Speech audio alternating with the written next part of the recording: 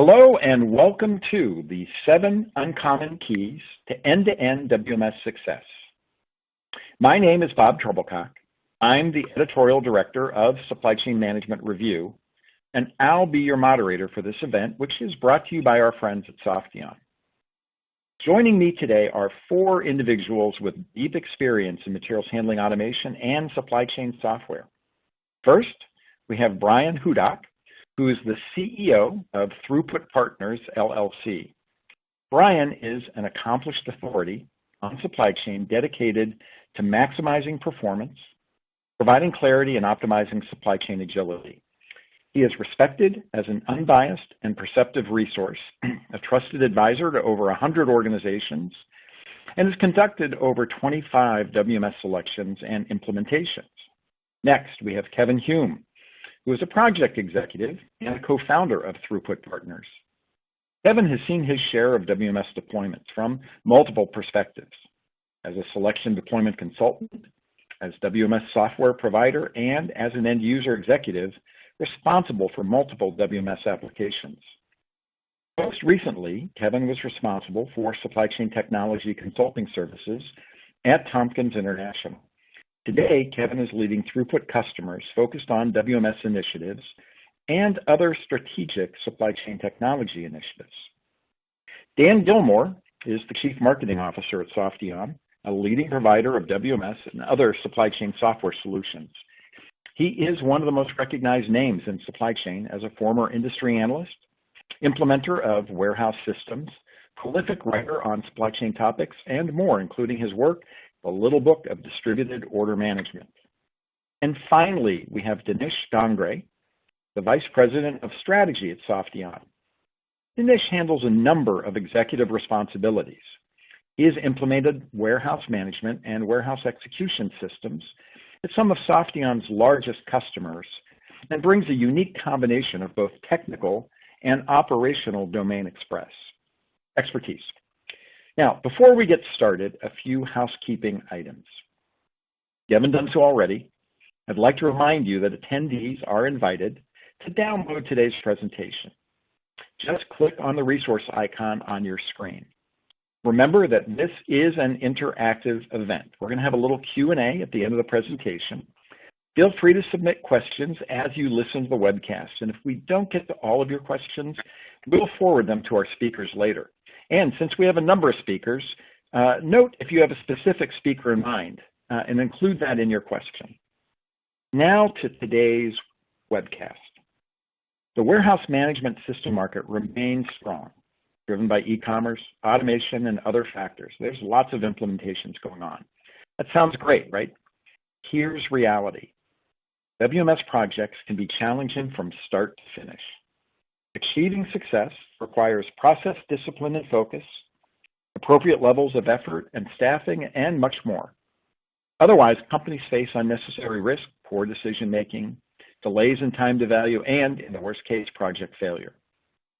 Yet there are many very successful implementations out there. So, what's the difference between success and failure? Today, our presenters will lay out often overlooked keys to ensuring your WMS implementation goes smoothly, involves minimal pain, and accelerates time to value. So, without further ado, Dan, I think you're first up. The microphone is all yours. Thank you, Bob, and thank you everybody that's joining us today, whether real-time or on demand for this, I hope will be a very interesting session for you. I work every day with Dinesh and know what he knows a lot, and known Brian and Kevin for many years, and they're really two of the foremost experts here. So very excited to have them as part of the team. Just so you know who it is that's speaking to you here. We're going to just both briefly introduce our companies. Hopefully, Softeon, we're a leading provider of supply chain software with a very broad and deep suite of solutions that you see here. Really kind of anchored by WMS, which really got the company going 20 plus years ago. More recently, warehouse execution systems, which are kind of a companion to the warehouse management systems and deliver new levels of optimization and orchestration, and then what's called distributed order management. Hopefully some of you know what that is, and if you haven't, you could read the little book that Bob referenced in my introduction here. So all based on a services-oriented platform wide variety of capabilities that can be plug and play, all fully integrated single data model. And a lot of companies, large and small, call Softy on their provider. That includes people like UPS Supply Chain Solutions, Casey's Stores, $9 billion convenience store chain, Duluth Trading Company, Sears Home Services, Denso Manufacturing, OptumRx, Saddle Creek Logistics, many others. So we provide a great variety of solutions and certainly work with you to deliver that success. With that, I'll hand it over to Kevin. Actually, this is Brian Hudock, so thank you, Dan. As we want to make sure we welcome everyone, and we really appreciate you joining us. Here's a little bit about throughput. Some of you may not be familiar. Throughput thinks a little differently about supply chains, operations, process, and technology. The reason that Kevin and I put throughput together was we wanted to follow the beat of a little bit different drummer and provide better value for solutions and clients. Our team focuses looking forward as we apply technical thinking to make people's lives better, whether you're shipping or receiving product. In simple terms, we apply insights that build flexibility for what's coming. Kind of in the old world of consulting, and like many others, we got into the problem of running too much blindly following the data analytics that were derived from the past. And with the pace of change, that's almost impossible. So we truly believe that the world is changing too fast to rely on old information. Planning needs to have the vision and technical thinking that we provide. Our team has worked extensively across a wide variety of industries, you can see, and channels, and applies what works across all products or all projects and all industry types to each unique opportunity we find. Across our service offerings, we are driven by clarity and recognize clients benefit from being fully informed and part of the process, not just reading reports. So we evolve it up to date, very close communication.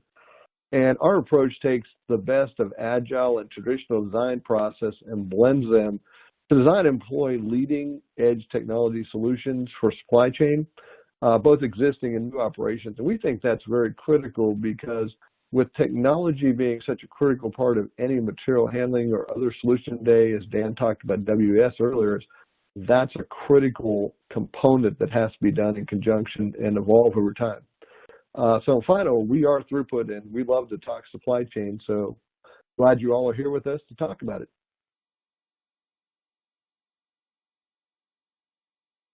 Okay, very good. Well, before we get going here with our 7+1, we had more than a dozen ideas for this to present and whittled it down to 8. So we kind of craftily went with the 7+1 framework here. But just before we get going, just a few real quick comments. What are you looking for in a WMS project? Well, in the end, you're certainly looking to pick the right solution, both for the short term and importantly for the long term as well.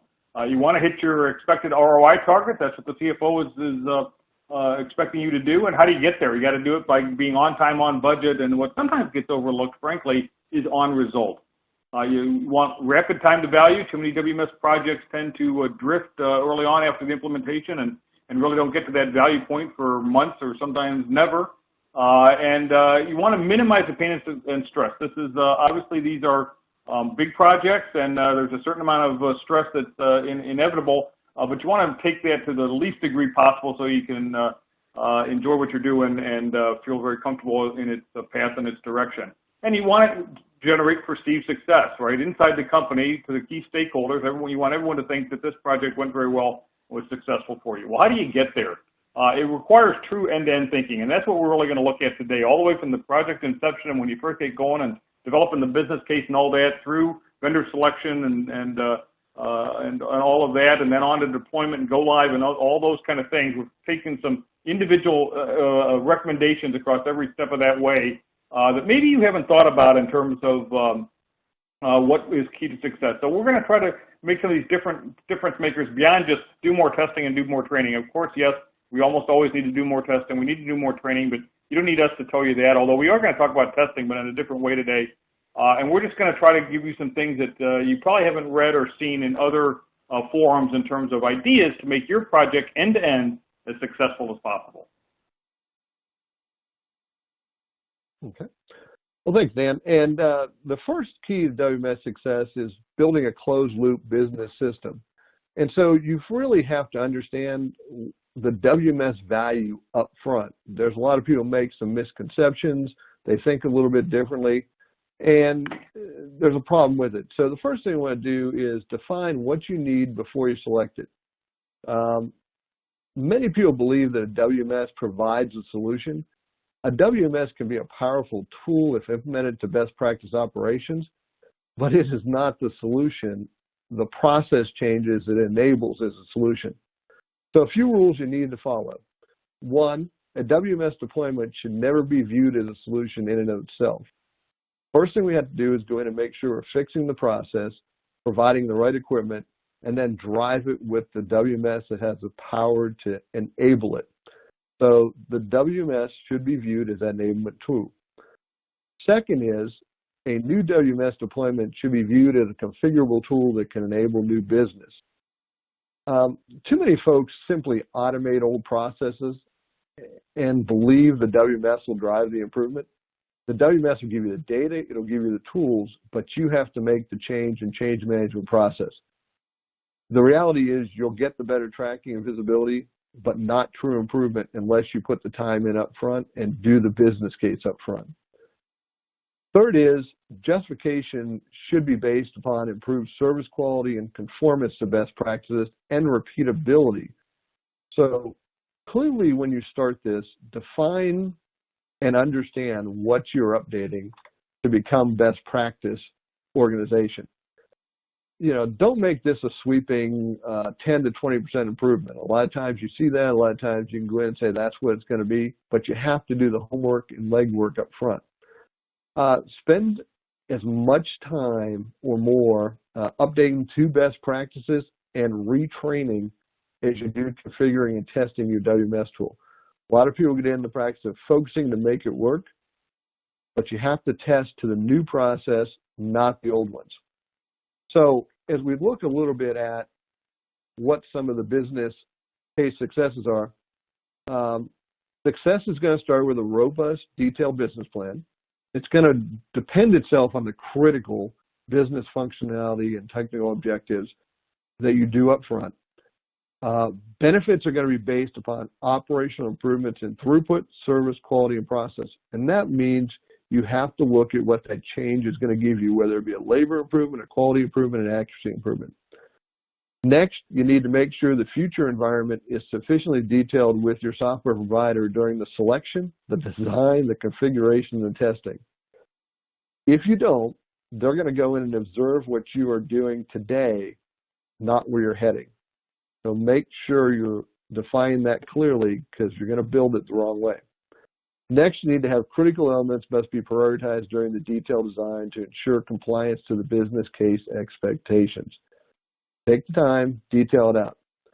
And if any deviations along the road are identified, make sure that with the entire team, they're going to be vetted out on impact from standpoint of operations, software configuration, and they're going to be accepted by all parties. That's what's going to make you successful when you put the business case together and follow through with it.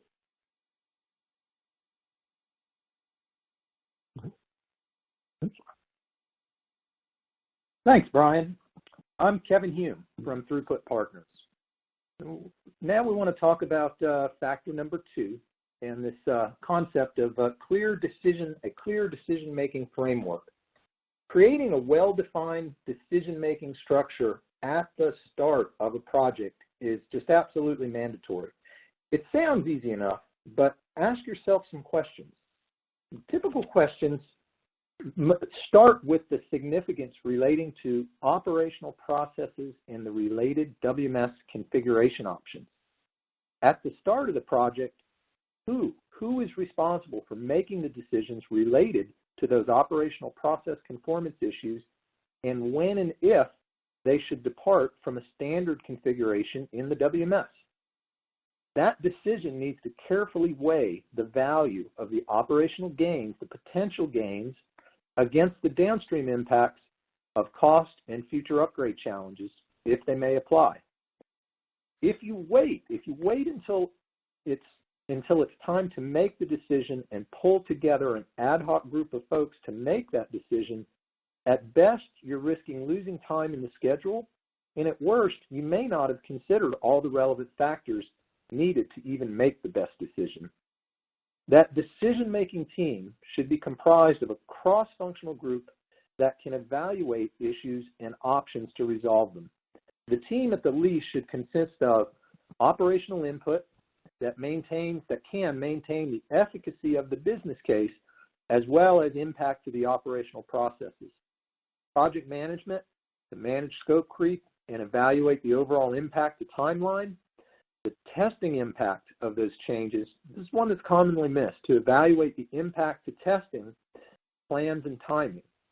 And then most importantly as well, the software vendor to identify, confirm specific support options or impact to the schedule from their perspective, as well as any impact to future upgrades. And then as well, the executive sponsor to ensure compliance with the overall project goals, budget, and timeline. Okay, next I want to talk about demos a little bit, and let's just face it, software demos are never a lot of fun, typically for either the vendor or the audience, so let's just get that right up front. But I think that, demos are so important in terms of how you're going to ultimately evaluate and select a vendor. It's amazing how many times there really not all that much thought is given to how that demo is actually going to play out. Yes, you're going to develop a series of scripts and dozens or even hundreds of line items that you're expecting vendors to show, but are you really getting your money's worth for that time that's invested? And I think many times the answer to that is no. And it oftentimes because there's not enough thinking about how to allocate time between things that are really critical and important versus things that are not critical or in commodity type functions, right? And so you've got to focus on those things that are really going to be important to you. What is it that's going to drive the ROI and the goal attainment for your business? It's not 100 things, it's a relatively small number of things, and that's where the need to focus is. There's some other issues I've seen with demos of, number one is scoring systems.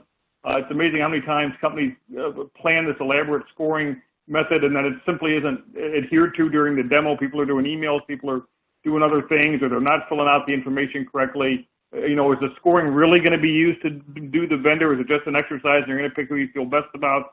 Some things like that. And also think there's not enough time given, maybe selfishly, but there's not enough time given to vendors outside of what you formally defined as the script. They may have some better ideas or some other ideas, some things that could be useful for your things, and the scripts are so tight that there's not enough time allotted to do that. I think that could be a problem. But really, it's a matter of the focus of the time that you have, whether that's a half day, a full day, whatever it happens to be.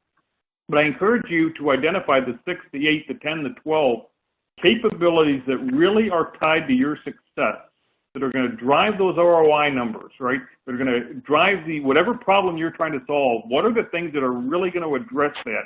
That's where you need to give extra time so that you can really efficiently evaluate those capabilities and do sufficient vetting and move some of the other stuff to a lesser time, not an equal time, because it's not nearly as important. And then, I think, if you do that, then you're going to get a much better handle on what it really is going to take for you to be successful in this endeavor. All right, thanks, Dan. So the next issue, wasting time early on in a project. Once a go-live date is set, the clock is ticking. Before you announce any go-live objectives, make sure you have a detailed, integrated plan that covers the items that we're talking about today. Over the dozens and dozens of WMS deployments I've been involved with, many of them lose several weeks at the onset of the project as a result of not having clear plans established before communicating go-live dates. Why is this? I think too many in executive leadership think that it can't be that difficult. Ironically, I think a lot of those impressions are set during those demos Dan just spoke about, because they make everything look so easy and straightforward in a demo environment. Or another comment or thought is it can't possibly take that many people to execute. And we'll be talking about that one shortly as well. So what I'd say is set the expectations early and get in front of this challenge. Withhold any go-live expectations until you have a firm grasp on the detailed project plans and the staffing available to support the project. Some key things to consider on managing this early project performance. One in particular, the detailed design schedule. That includes confirming attendance from the operations, technology, and the WMS supplier. Schedule all the sessions at the onset. Make sure people have cleared calendars for these events and lock in participation for it. I see a lot of schedule slippage as a result of once schedule changes start happening, that schedule starts to slide. Another thing to consider, buffer weeks.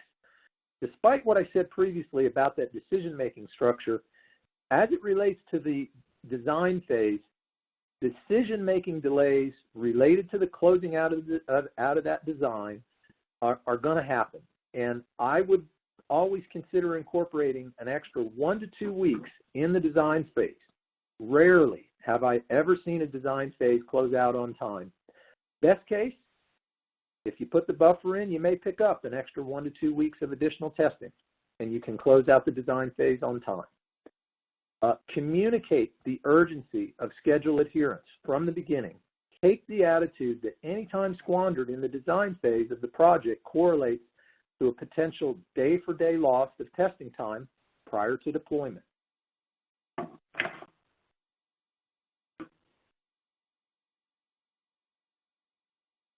Thank you, Kevin.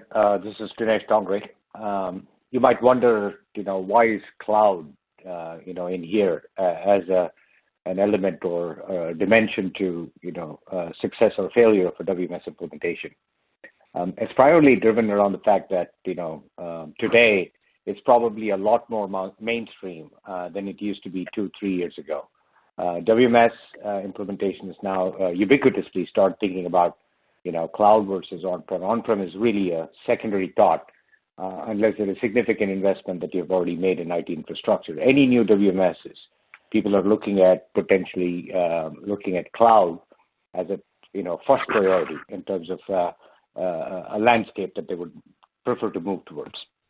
And what does that mean from an implementation? Now, Kevin, Brian, Dan, they're all talking about the different functional components or organizational components of actually implementing the WMS product itself.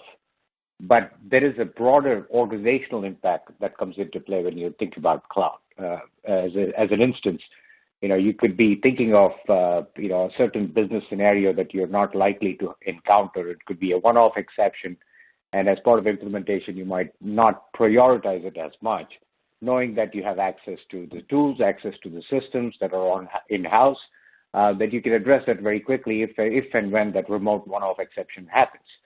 But now when you're in the cloud, your IT organizations don't have the same access to the tool sets that they would have on-prem. And finding this out much later is a significant heartache.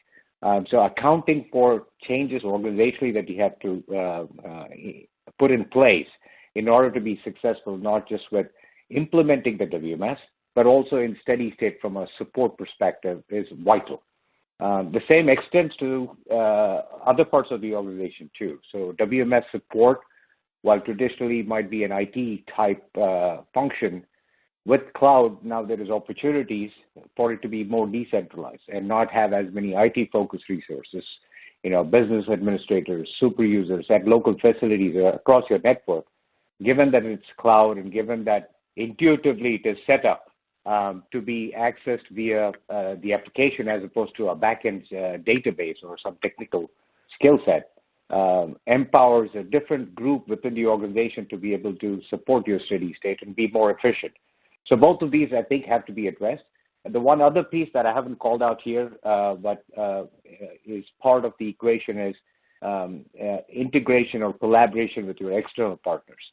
The context of how you would integrate or collaborate with partners from an on-prem solution or with even a successful WMS solution on-prem is very different from when you would do it, in the cloud. So which means that as part of your implementation, you need to account for all those touch points, so the collaboration points external to within your organization. So while a lot of the focus might tend to be within your requirements for what you do within the four walls, it would be very critical that you also identify other external touch points that may not be functional in nature, but are critical to the success of the WMS that you roll out.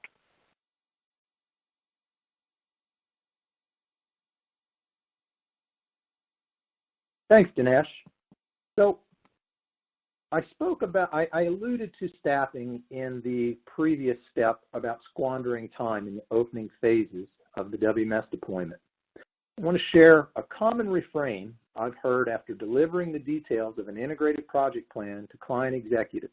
I've heard it more than once, and that is, it can't possibly take that many people to deploy the WMS. We simply don't have enough time set aside in this presentation to talk about where that executive mindset comes from, but the point is, set the expectation that a successful WMS deployment is a resource-intensive endeavor to do it on time, on budget, and hit the business case objectives. And to be clear, it's not about a sheer number of resources. Experience brings both perspective and efficiency to completing tasks. Look for key resources, the key resources we have listed here, and make sure that they have the relevant experience necessary to meet the perspective and timing objectives that we've set for the project. So to look at some of the common pitfalls from insufficient staffing, let's talk about that one we all talk about, testing.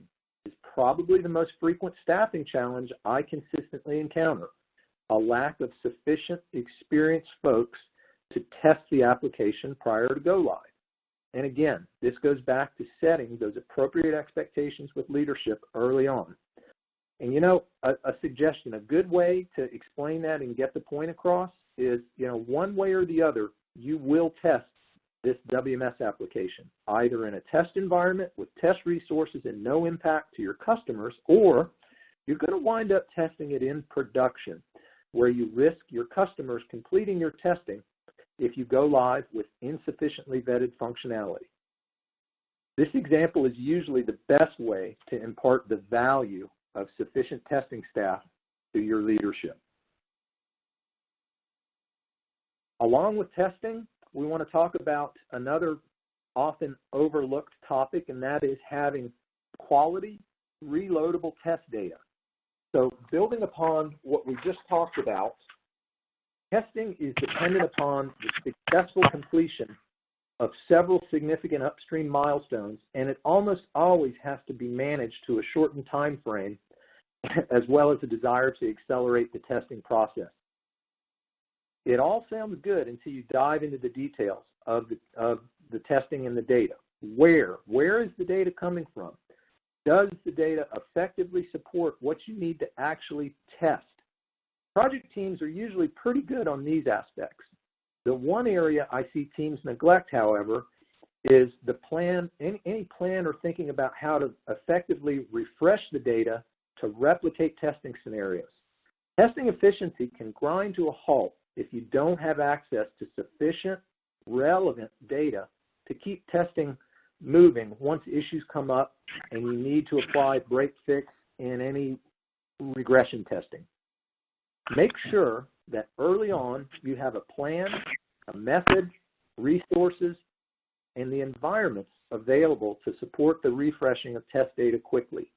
Look carefully at environments, table spaces, refresh processes to ensure that you can quickly respond to the additional testing needs and not create unnecessary delays waiting on data for your testing result for your testing needs. Many of the issues found after go live are exception situations where a specific data condition was never tested. So it really does pay to spend time thinking about the data that you need and how you plan to apply it to your testing plans. And Kevin, now that we're to the bonus round, I want to reinforce on that. I think early in both of our careers, we've probably spent many late mornings peeling labels off of test product, trying to catch up with new data. So another great reason to have it. The last piece is one that I run into that is really the measurement system and the KPIs for day one.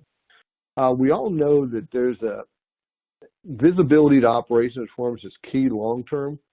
And as you plan that, People put it in designs, they put some in there, they don't get all of them, but they understand they can catch up to them later. However, one of the things I've learned is that almost no one thinks about startup. Let me be, kind of be a little more clear on that. Startup means visibility of what's happening right out of the gate. And this allows you to debug and test a lot more effectively. So that's a very critical component. So as we look at this, we want to make sure that we clearly define daily operating reports that are monitoring the individual and overall progress and performance.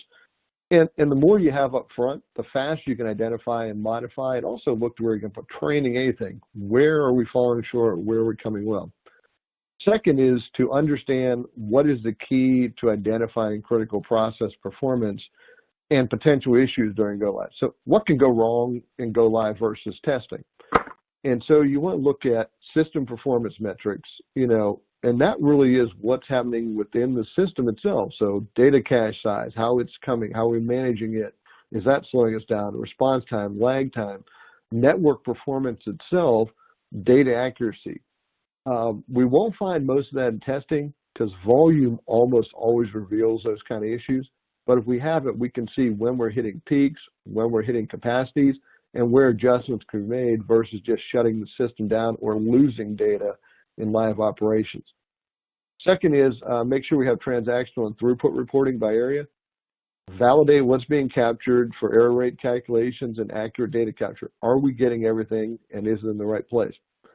Third is the labor and order completion performance. Make sure it's hour by hour, day by day.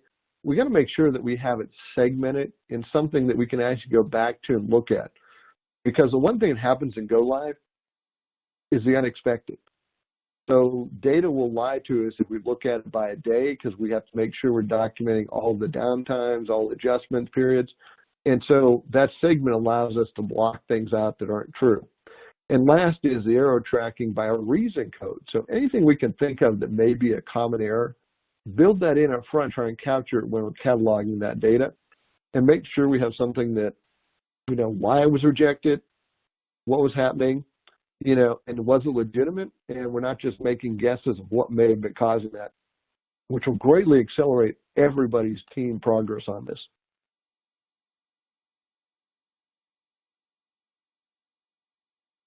Thank you, Brian.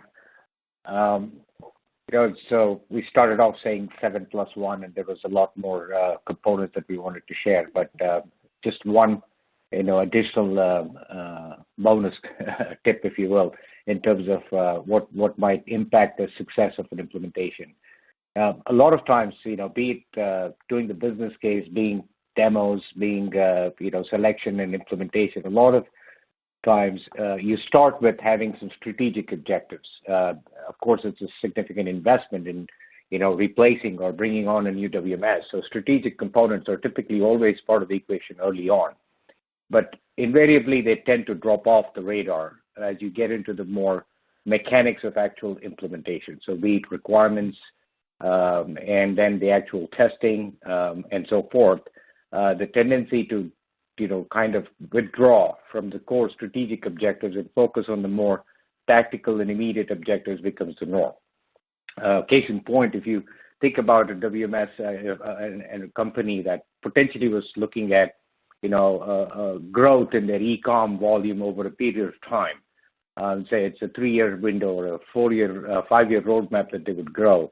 Invariably, the inventory strategies, the strategies that they want to incorporate from fulfillment against an e-com channel may not be a significant driver in their initial phases of testing and so forth. But here you have a situation like the pandemic now. So that what looked like a 4-year roadmap or something that potentially would happen 3 years out, now all of a sudden is going to happen today, and it needs to be addressed today. Likewise, you have to start up a pop-up DC in order to support a situation like an unfortunate situation like what we have today. If some of those components are not incorporated even as part of your implementation, albeit not significant testing, not a significant amount of time dedicated, but continuing to sustain that strategic objective as you go through the implementation cycle, then you're a lot better prepared to, address a higher volume on a channel, or a quick stand-up, a quick pop-up, and so forth, without the angst that would come where you are reacting like it is part of a fire drill. So I think it is extremely critical. A lot of companies do account or start with the strategic objectives, but tend to not focus as much or give it as much attention as would be necessary in order to genuinely realize the value of their investment. Okay, very good, Dinesh. Thank you. So kind of summing it up here. There we go.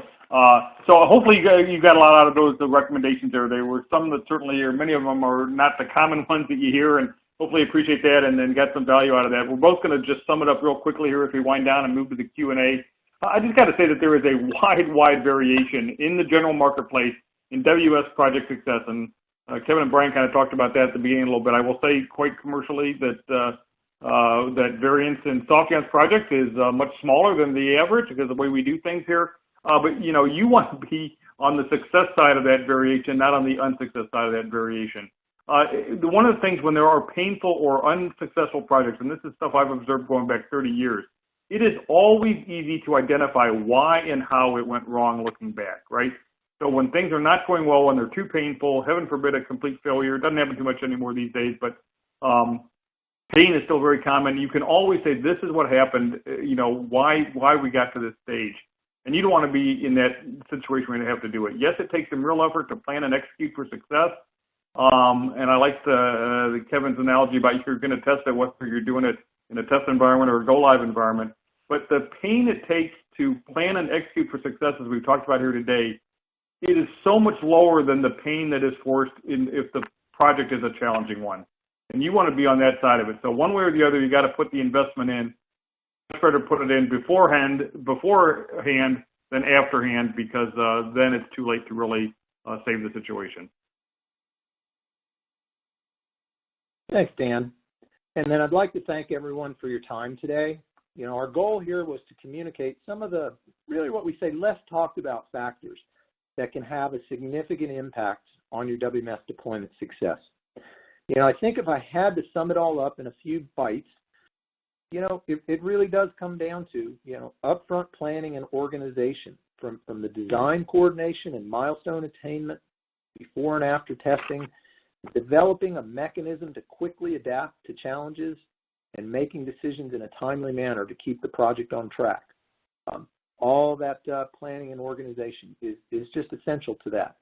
And then staffing, and I know I probably hit this about 15 times. So much of the success is really about the qualified arms and legs on the project at the right time. It's really not unlike any kind of military battle plan.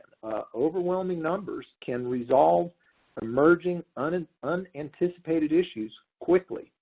So Brian, Dinesh, Dan, and myself, we'd just like to thank you for taking the time today to listen to our input. Our contact info is listed here, and we'd love to answer any specific questions that you may have now or in the future. Thank you. Thank you, Brian, Kevin, Dan, and Dinesh, and thank you all for attending. I'd like to remind you that this is an interactive event. We're about to do a brief Q&A, so submit your questions. And remember, if you wanted to hear from a specific speaker, please put that in the question as well. If we don't get to all of your questions, we'll send them to our presenters later. So I'm going to throw these out and let you guys decide who takes them, since there's 4 of you. We're going to start with the first one. Aren't performance and latency concerns with WMS cloud deployment? This is Dinesh. Bob, let me take that. So definitely a part of a concern or a dimension to think about. But cloud or otherwise, I think it's important that be considered and accounted for. And with what Kevin and Brian have talked about, test data, test quality, test approach, right staffing, it's an extension to that is looking at performance, looking at throughputs. They are part of the requirements. It is just not the functional component of a requirement that is critical to a success of WMS. It is also the operational and performance requirements that are critical. So the technology infrastructure today absolutely can support and has zero impact in terms of behavior and support for performance. Latency concerns are primarily or more philosophical or more fear of the unknown. And if incorporated as a genuine component of implementation in terms of looking at metrics, looking at the validations and forms and so forth, then I do genuinely believe that that is a non-equation and does not contribute to any potential failure for a WMS implementation on the cloud. Thanks, Dinesh. This is the doesn't it take a village to do this question. So what kind of backgrounds should people have in order to play a role in a WMS deployment? Well, I'm going to steal that one from Kevin since he's been talking about staffing the whole time. And really, it's two types of backgrounds. One is experience is always valuable. Somebody who's been through one, seen it, and kind of understands how it flows is critical. But you also need a very diverse team. So you need a team with operations background, knows what's happening. You need somebody who understands where the organization's going and whether that be an internal resource or an external resource to make that happen. And the third is you need, good technical resources that can apply and work the system from both sides of the table. So that's the provider bringing good resources as well as internal resources to make that happen, whether it be an in-house resource or a secondary one. And that entire team needs to be as dedicated as possible to making it happen. Is there any single background that works better? I've seen a lot of people who didn't have any background in WMS do extremely well because they asked the question or challenged at the right time. Whereas teams who are very good at a straight process and project management be critical as well.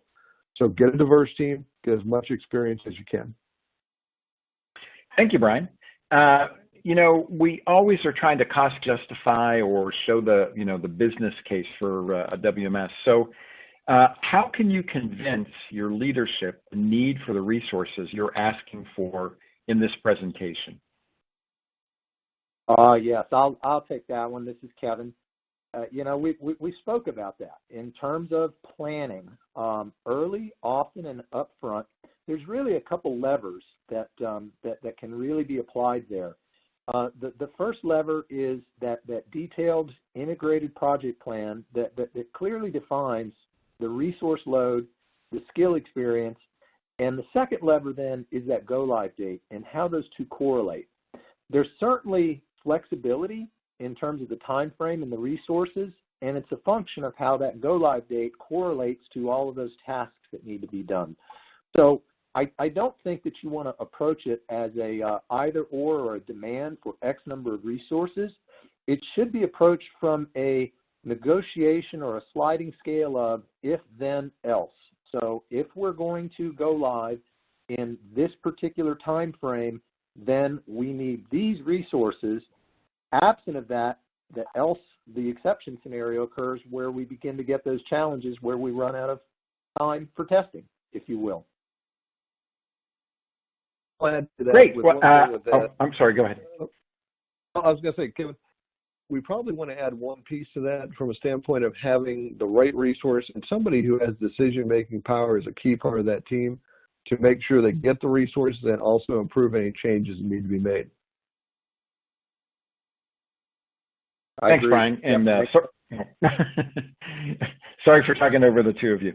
And I think this is another Kevin or Brian question.